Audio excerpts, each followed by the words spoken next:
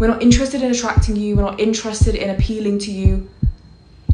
You should be more worried about appealing to women.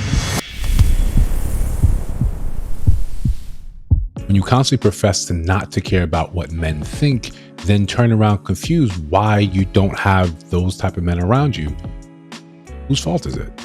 Describe, let's talk about it. It is so funny to me when I see guys on podcasts who are saying like, oh, I like it when women do this, I like a bitch that does this, I like it when Sorry, did you not get the memo? We don't care. We don't care. We don't care what you like. We don't care if you find us attractive or not. We don't care about doing things for you. The tables have turned, bitch. You've got to be wanted by us. At the moment, the majority of your gender is unfuckable.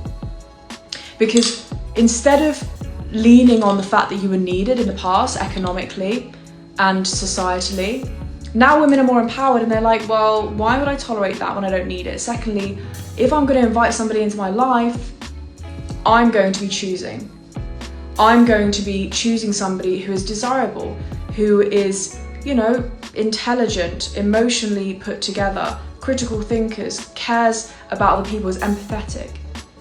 It is so funny to me when I see men still talking to each other about what they like in women, or trying to advise women on what men like about them, as if, sorry, we don't care. We don't care about what you like about us or what you don't like about us. Because we don't need you, bitch. We don't need you. You need us though. You need us for family. You need us for emotional support. You need us if you want to have sex. You need us, and always have needed us more than we need you. It is laughable when I see men in 2026 still harping on about what women need to do to get. We don't care. We're not interested in attracting you. We're not interested in appealing to you. You should be more worried about appealing to women.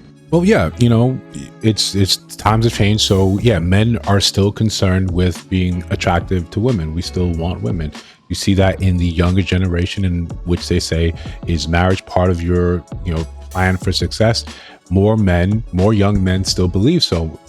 Young women believe even less. So when men are coming on and creating these podcasts and talking about what they actually would want from women, what they expect, what they're looking for, that's the way to transmit the message down from man to man, generation to generation. And it's also for those women in mass who actually do care, who actually know it's better together, who want to find ways for these things to actually work. The issue here, in which we're going to address, is when you see, just like when feminism became a thing, when third wave feminism became a thing, it said this is what you should be doing as a woman. They wanted women to move as a monolith, but some women pushed back and said, no, I want to be a housewife. Hey, I want to raise my children. I want to be the first teacher of them. And then you shun those women for wanting that in order to get them into line. It's the same thing when you have women here saying they want to decenter men. You still want the top tier of men, right? The thing that she named off, these categories. Yet you still don't understand men.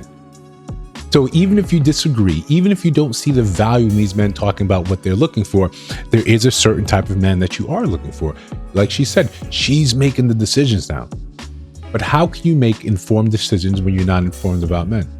When you refuse to look at them as people, when you refuse to look and say, yeah, they deserve some sort of grace, some sort of treatment as being human as well. You simultaneously want to occupy both stances.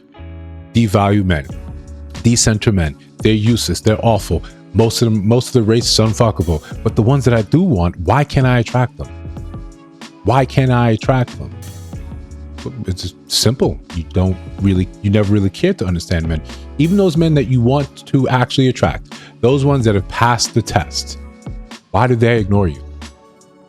Why do they ignore you? Why do they see your stance and they see your personality and they simply ignore you? No man worth his salt wants to be with a woman that is basically a misandrist. You can make it seem as if this is the ultimate flex. This is the ultimate thing for a man to do. Be with a woman who hates men. No, it's not. No, it's not attractive. And it doesn't matter because you don't care what these lesser men, what the most of us think, that somehow that man is somehow not a man. The man that you want is so not a man, he's more of a woman. And then you look confused. Men are still going to be men. There's still going to be more underlying compatibility with men where they all understand that these are the things they're looking for. Even when you don't feel like these men are worth it. If you don't understand basically what men want, what's important to them, how you're supposed to ever attract even that small sliver of those that you feel are worth it. It doesn't really make any sense. Now, if you just staved off men, you say, I'm done with that, then there shouldn't be any need to make any content about it. If you're decentering men, it doesn't matter at all, then you're moved into a place of ambivalence, of indifference. Like, it doesn't really matter to me. That's really where you want to find yourself. Hey, these men, they care about, we don't really care. So my content doesn't reflect it. I never talk about them. They never come across my page. They never come across my consciousness. They're not important. Instead, what you see is the antithesis. If we've been in a relationship, you just use this example. You've been in a relationship with someone and you guys break up. It's an ugly breakup. Now you hate that person. That hate is still emotionally charged. They still occupy very large swaths of your consciousness. It's only until you're indifferent does it no longer matter to you. And so many women have this content about, well, no, we're decentering men, but all your content is still about men.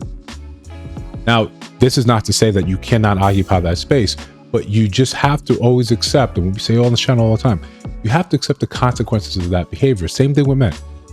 If you want to decenter a woman, and a lot of men do, like in terms of MGTOW, say, listen, I'm just going to go out and do my own thing. I'm going to do my thing. I can still acknowledge the beauty and the utility of women, but just in the space and the life I've created, it doesn't really seem to work out. I'm sort of tired of trying, but women still have a place. I still understand that. Or you just want to decide, so you go, I'm completely over it. I'm completely done. Okay, when you're done, then the rest of your content should reflect that. Hey, no, women, I don't really talk about. I talk about gaming. I talk about movies. I talk about this. I'm at peace. That's fine too. But so much of the content is just simply more masks like misandry. Where, hey, I just hate men, and the men that I do want, they have to be this sort of delusional archetype. Like you want the guy that is a thug, yet he's sensitive with you. He's violent, but again, he's protective of you. He's rich. He goes to church. He also freaks you out. You want, right? We said it before. You want ghosts from power, but this is a fictional character. Men are going to have desires, men are going to have wants, and the ones that you even describe that are so emotionally intelligent, it still reflects in a way that you may not be expecting. When men get healed, when men do the work, when men are actually aware of what have their place in the universe, when they are emotionally healed, it's still from a masculine framework. It's still going to be from a masculine framework. And because you are unaccustomed to dealing with that, because you just exclude men from the entire being, you're going to still end up carrying that same message into your 50s, into your 60s. It becomes easier to accept as your options start dwindling. That way you can say it's still a man's fault, it's still a man's fault. At the end of the day, it's still up to you. It's still up to you. But as much as you say men don't have a place, you don't really care, okay, let your content start to reflect that. If you don't care, then we don't need to hear about it. We don't need to see it. But we know your decentering men is just another way for you to be misandrous. That's it. No one's really fooled. Because there's still, if that type of man appeared to you right now, devoted, dedicated, and emotionally viable, rich, handsome, tall, all your boxes were checked, 99% of your boxes were checked, you'd be gone. But listen, if you disagree, let me know down in the comments below. If you see all the videos on screen, check those out. Let me know your thoughts about those in those videos. Of course, if you listen to Sound of Voice now, if you have not subscribed, I think you should. Just trying to build something dope. I'll see you in the next one.